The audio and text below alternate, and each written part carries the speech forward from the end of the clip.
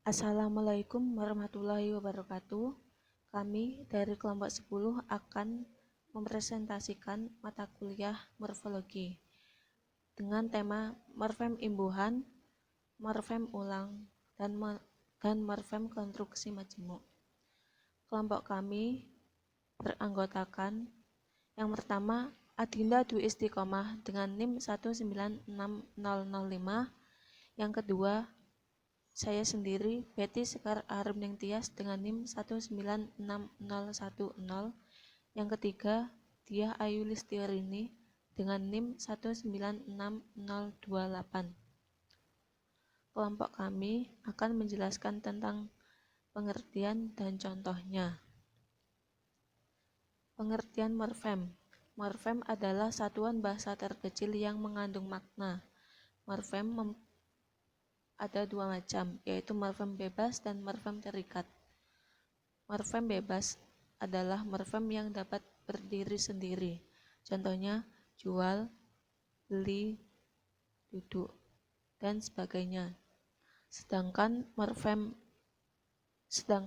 terikat adalah morfem yang penggunaannya tidak bebas, karena morfem ini terikat dengan morfem lainnya. Contohnya me, di, se, kan. Contoh morfem terikat me yaitu meninju. Contoh morfem terikat di yaitu dilipat. Contoh morfem terikat se, sedesa. Contoh morfem terikat kan adalah ambilkan, dan sebagainya. Yang pertama morfem imbuhan. Morfem imbuhan di dalam bahasa Indonesia mempunyai peran yang sangat penting, sebab kehadiran imbuhan pada sebuah dasar dapat mengubah bentuk, fungsi, kategori, dan makna dasar yang dilekatinya itu. Menurut Mansur Muslis, tahun 2010 nomor 41, morfem imbuhan merupakan bentuk kebahasaan yang bukan merupakan bentuk dasar, akan tetapi memiliki kesanggupan untuk membentuk kata-kata baru. Contoh, imbuhan pada sebuah dasar bentuk.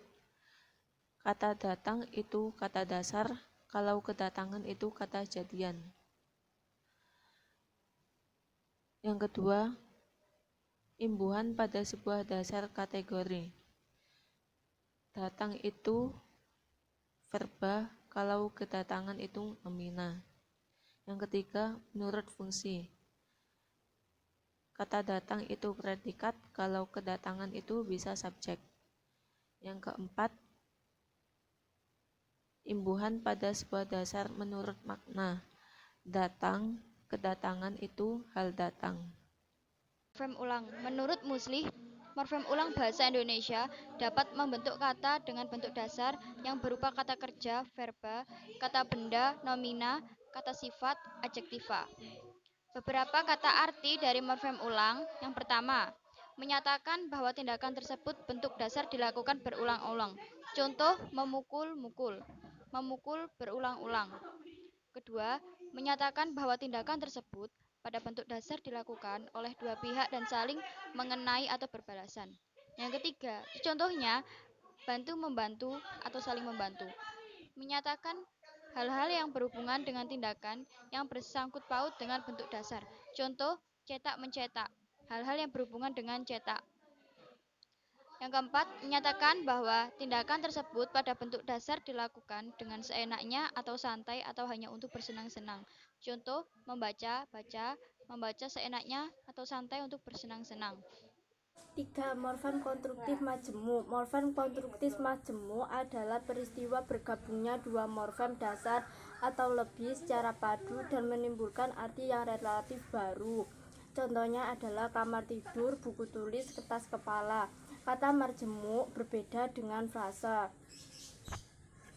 Morfem yang bergandengan dengan morfem uning ada dua jenis, yaitu berjenis kata kerja dan berjenis kata sifat.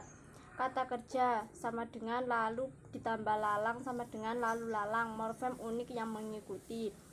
Simpang ditambah siur sama dengan simpang siur. kata kerja. Naik ditambah pangkat sama dengan naik pangkat atau frekuensi kuantitatif.